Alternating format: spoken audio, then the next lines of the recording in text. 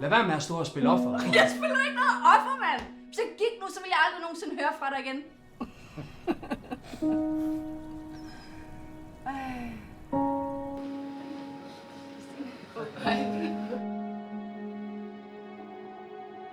Du er så fucking... Hvorfor er det du? Du er aldrig på min side. Men det er jo lige meget, for du er aldrig på min side. Du er da nødt til at tænke dig om.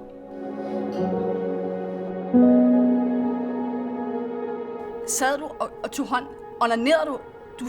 Du onanerede foran ham. Et hvert menneske, de oplever én ting, som skal definere det, de er blevet til. Var det nemt?